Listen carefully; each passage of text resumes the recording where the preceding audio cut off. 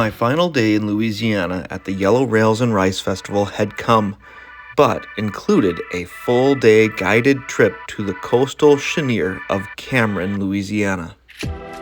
Chenier is a French word meaning oak grove and refers to the long sandy beach ridges along the coastal regions of Louisiana that are high enough above sea level that oak forests are able to grow there. These areas are vulnerable to destructive storms and coastal development, but are crucial barriers protecting inland areas of abundant marshes and further inland cities and towns. Cheniers also provide critical resting and refueling habitat for migratory birds flying across the Gulf. Our first stop was Pevedo Woods, a well-known migration hotspot. It includes access to the beach where we scanned for shorebirds. Highlights included piping plover, willet, and ruddy turnstones. Also at the beach were great-tailed and boat-tailed grackles. Lucky for us, a grackle expert was on our tour and helped us differentiate these two individuals. Can you tell them apart?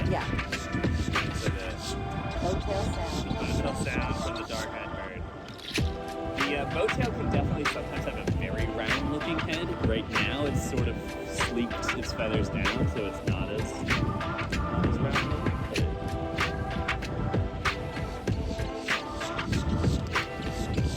Afterward, we explored the oak woodlands for passerines, finding Inca doves, yellow-billed cuckoo, and several warblers, including American redstart, magnolia, bay-breasted, and Wilson's warblers. From there we traveled east along the shoreline, stopping for flocks of gulls and terns.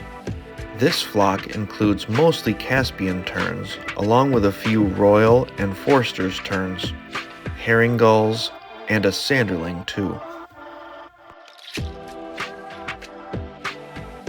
After crossing the Calcasieu Ship Channel by ferry, we entered Cameron, and proceeded to a spot well known for its seaside and Nelson sparrows. It did not disappoint as we saw both species and many in the group got great shots. I was reliant on their photos as my camera had stopped functioning earlier in the trip. We stopped for lunch at Lighthouse Bend where we dined on seafood-loaded fries, and I had a shrimp po' boy sandwich. We also feasted on the birds as the restaurant had an incredible view of the marsh where we saw soaring magnificent frigate birds and distant roseate spoonbills. The servers were fascinated by our odd restaurant behavior. After lunch, we stopped at a birder-friendly home in Willow Island that had reports of a buff-bellied hummingbird, a rare but regular winter visitor to the Gulf Coast. We quickly located it and spent quite a while gawking at its brilliant green gorget. This iPhone video is the best I could do, but thankfully others got great photos.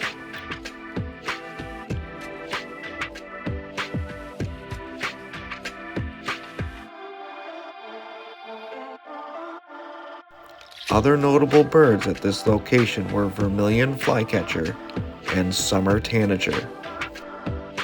While caravanning toward our next location, an odd-looking hawk flew over the road, and the lead car with our guide immediately pulled over and swung his camera out the window. We all stopped and watched as a rare white-tailed hawk juvenile flew over. We continued on to Oak Grove, where we found a few more migrant passerines and got satisfying looks at cave swallows flying overhead. Rutherford Beach took us driving out onto the sand, a place my little blue car had never gone before. It rewarded us with great looks at snowy plovers, a western sandpiper,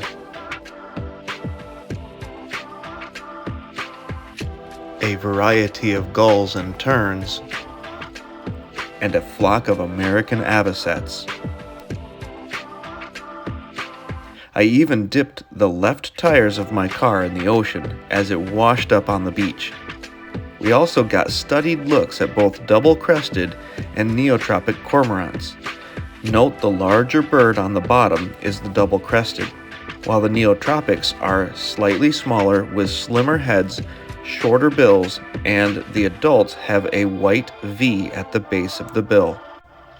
Our final stop for the day left just me and the guide to search Mermaid Chenier, where we found a ruby-throated hummingbird and got great looks at a perched broad-wing hawk, a rare but regular overwintering species here in Louisiana.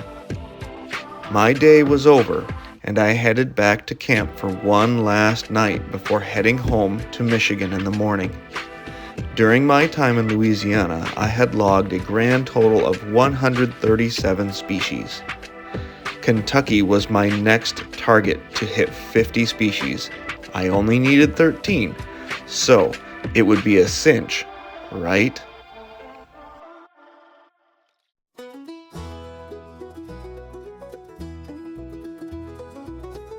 Greetings from Kentucky. I made it to Kentucky before the end of the day, even with daylight savings. I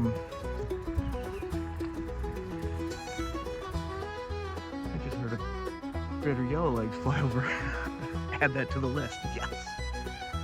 There's a barred owl calling. I made it here about 3 o'clock to a wildlife management area right along the Mississippi River. It's beautiful, as you can see. The cypress sloughs here.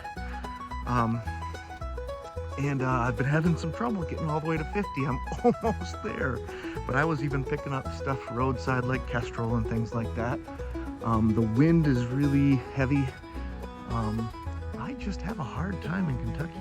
Let's see if we can finish this off. That greater yellowlegs and that barred owl is really getting me close. I might be a couple off. So I'm gonna get back to it.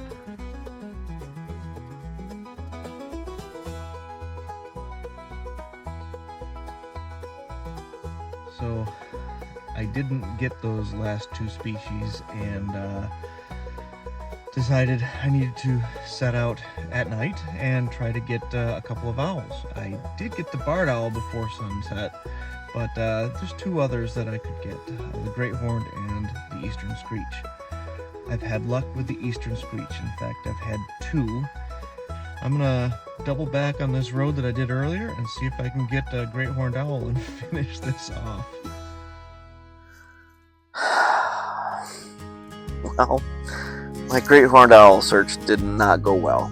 I had originally planned to stay here, but then I thought, you know what, if I can get to Kentucky early enough, I can get them all done and maybe get a little further down the road and get a hotel room and have a shorter drive tomorrow.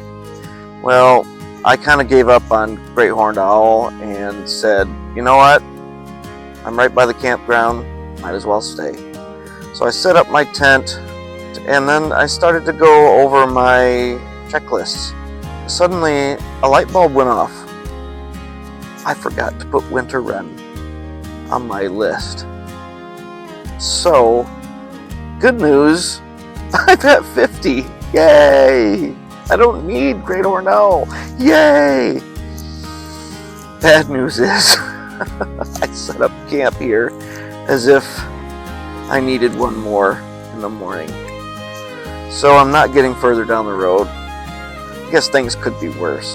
Pretty pathetic. I got my 50, right? I should be happy. A little bittersweet, but I guess it was meant to be. So I'll get some sleep, more birds in the morning, and then head on home. Having had a successful trip adding Kansas, Arkansas, Louisiana, and Kentucky as in the 50 category. Feeling good about that. All right. Good night.